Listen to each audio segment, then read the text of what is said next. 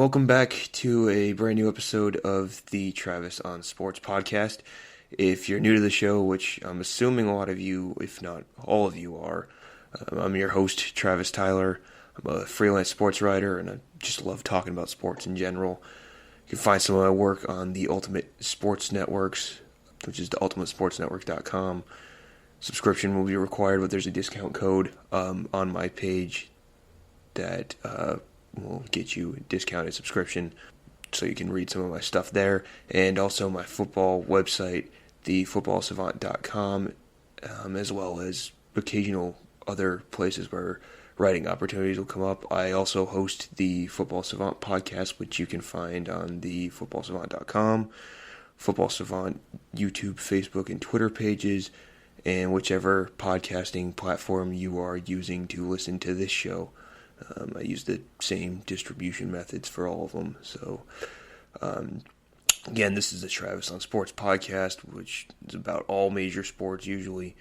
Today is Sunday, January 9th, 2022, and today we'll be discussing the NFL playoff picture after Week 18's games today, the current draft order for the teams that have been eliminated, the latest surrounding the MLB lockout, Antonio Brown's release from Tampa that came earlier this week, the day in the year in the sports calendar known as Black Monday, college hoops picture, the college football national championship game, and we'll dig in a little bit to the NBA season right now. So this week was the first Week 18 in NFL history and the final week of the first ever 17-game regular season. The Sunday night game is just kicking off right now, so I'm just going to go over what we know of the playoff field so far. At this point, the Sunday night game will have a pretty big effect on the AFC playoff picture. But in the NFC, there was just one spot open entering the day. San Francisco had it and needed to beat the Rams or risk losing it to the Saints if they won. The Saints did win, but so did the 49ers in overtime against the Rams. That also cost the Rams something in seeding. The Rams still won the division thanks to Seattle beating Arizona as well this weekend. So in the NFC, Green Bay has the bye week next week as the number 1 seed at 13-4. Tampa Bay gets the number 2 seed and will host the 7 seed Philadelphia. Dallas is the 3 seed hosting San Francisco at the 6 seed, and the Rams are the 4 seed hosting the 5 seed Cardinals, which is an interdivisional rivalry game, and the team split those this season. In the AFC, like I said, it was much less clear. The Colts could have clinched a wild card spot if they had beat the worst team in the league, the Jacksonville Jaguars, but somehow they ended up losing that game by quite a bit this afternoon. They were down 23-3 last I saw. I'm not sure what the final ended up being. I haven't looked. But that cost the Colts a playoff berth. They could have stayed alive had the Ravens and Steelers tied, which it came close to, but the Steelers ended up kicking a field goal late in that one in overtime to win that one, which gave the Steelers a potential playoff berth as long as tonight's game doesn't end in a tie between Vegas and the Los Angeles Chargers. Pittsburgh would then be the 7 seed as long as this game doesn't end in a tie, and Pittsburgh would travel to the number 2 seed Kansas City. The top 4 seeds are locked. The divisions have been wrapped up. It's just wild card positioning. Tennessee beat Houston today. They're the 1 seed. Kansas City is the 2 seed. Buffalo winning the AFC East over New England is the 3 seed. Cincinnati is the 4 seed. New England has one of the wild card spots, but their seeding has yet to be determined. They're currently sitting in the 5 spot. If Vegas wins this game tonight, they will be the 5 seed and go to Cincinnati next weekend. If the Chargers win, they will be the number 6 seed and go to Buffalo. And if it ties, I'm not sure what the seeding would be, but both these teams would be in the playoffs and Pittsburgh would be out. And like I said, Tennessee clinched the number 1 seed, beating Houston. It's very impressive considering they've been playing without their best player, Derrick Henry, for weeks. It's been a long time without Derrick Henry, and their offense has struggled at times without him. Fumbles from the backup running backs, interceptions from Ryan Tannehill. It wasn't a pretty game against Houston, but they got it done. Bye week could help them get healthy, but they could also be very susceptible to an upset as they're not that strong of a 1 seed, in my opinion.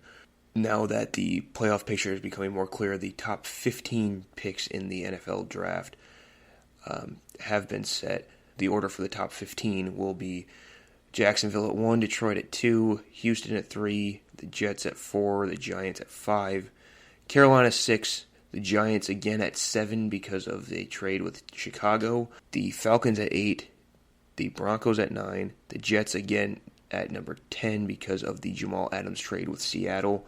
Washington football team gets 11, Minnesota 12, Cleveland 13, Baltimore 14, and Philadelphia's pick from a trade with Miami is number 15.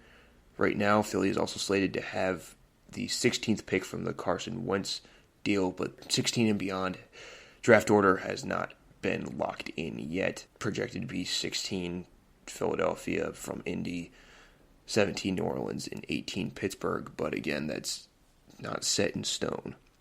And unfortunately, with the end of the NFL season also comes the day in the sports calendar known as Black Monday. It's a term that's used to refer to the first Monday after the NFL regular season, which is usually when coaches and front office executives and people with those kinds of jobs are let go.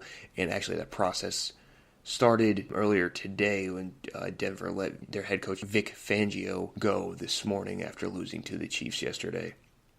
Other places that could be open, we know Vegas is going to be open. I think the fact that Rich Bisaccia has them a game away from the playoffs in an interim role with everything that's gone on with John Gruden, Henry Ruggs, and all that, I feel like he should be considered for their opening as well, just based on the job that he's done there.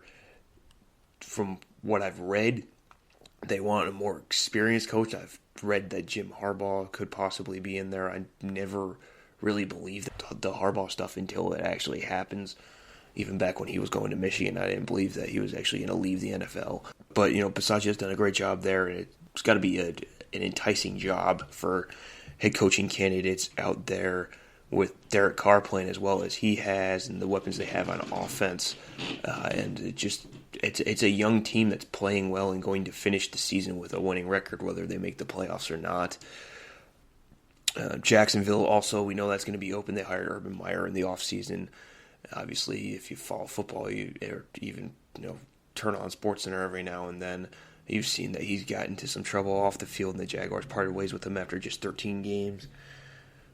Jacksonville, from what I see, they need to find someone who knows how to establish a culture with the young team, especially with the promising young roster and young quarterback like Trevor Lawrence, and they drafted some pretty good college players. So if they can find somebody who can get them to turn into quality pros, would be a really good fit. I know they've already interviewed Jim Caldwell, who did a great job of establishing just that when he took over in Detroit. Doug Peterson, Super Bowl winning coach in Philadelphia. That's always going to be a tantalizing candidate when you get a chance to hire a Super Bowl winning coach. It doesn't come around very often. They've interviewed Todd Bowles also. He has head coaching experience with the Jets and has been a great defensive coordinator wherever he's gone, and a lot of people have said that it wasn't really his fault he got fired from the Jets. It was more of the franchise's fault.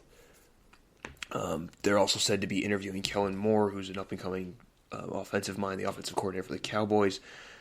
Tampa offensive coordinator Byron Leftwich, who is one of their former players and one of their top quarterbacks in franchise history. I think that would be a great fit there, especially when he knows the area, he knows the team, and he's in his early 40s, so he's still young enough to relate to the players and attract some very good veterans into whatever locker room he is leading. And he was also a very successful NFL player for nearly a decade. I've also seen rumors of them interviewing Alabama offensive coordinator Bill O'Brien, former Texans head coach. Obviously, you know that. If you hire a GM that can keep him in check and in line, then it's a fine hire. He was a fine coach.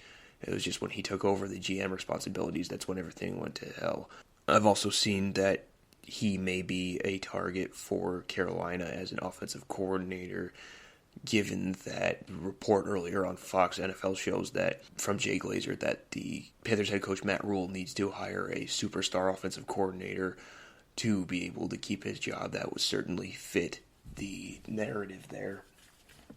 Cowboys defensive coordinator Dan Quinn also been mentioned for the Jaguars job, but among the candidates that denied requests for interviews from Jacksonville due to their franchise situation. The other possibilities that could open up, Chicago, clock's been ticking on Matt Nagy. He had a great first year at 12-4, but it's been steady regression every year since then. They have an elite defense, which they had before he got there, and he was brought in to make that offense better. But the offense is one of the worst in the league. Some of that is injuries, and they do have pieces on that offense. But for some reason, even as good of an offensive coordinator as he was in Kansas City, he hasn't found that same success in Chicago, and it's going to lead to him losing his job. GM Ryan Pace could also be out of a job. There was a rumor that surfaced that some coaching candidates may be reluctant to work with him, so that would obviously not benefit the Bears for hanging on to him, so he might be out too. Glazer, again on the TV network, said that he believes Nagy is likely out. We mentioned Carolina, Matt Rule. I would think he keeps his job even before the report from Glazer about the offensive coordinator that I just mentioned. I didn't think they would quit on him after year 2.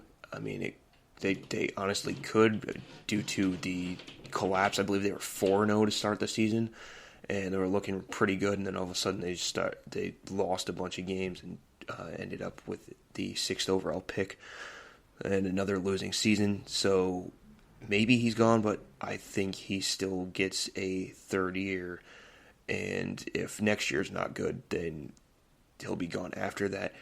I believe the same thing about Joe Judge in New York, although I'm less certain of that after the Giants' performance today. I think he thinks he knows what he's doing. I am not positive that he actually does. Defense under his staff has been pretty good and kept it in some games, but then they've also had some games where they're really bad. And offense, there's some talent there. They have Saquon Barkley. They have Kenny Golladay had a bad year this year, but he's been good in his previous 4 years. They have Evan Ingram, who still hasn't put it all together, but he's had some moments. At this point, that's probably not enough. Kadarius Toney could be a great player down the line for them, and Sterling Shepard's a pretty good player when he's on the field. They don't have that franchise quarterback. Daniel Jones has not been good. I never thought he was going to be good. As a backup, yeah, he could be fine, but he is not a franchise starting quarterback in the league unless some offensive guru comes in there and magically fixes him. And then Minnesota, I just put this one on right before recording. Mike Zimmer's been there for 8 years. That's a solid run as a head coach. He's been to the playoffs a few times. But kind of like Chicago, it's steady regression. They haven't really been that competitive, especially this year. They've got some playoff wins, but the defense has gotten worse in the past couple of years. They've been promoting coordinators within, and it just really hasn't worked out.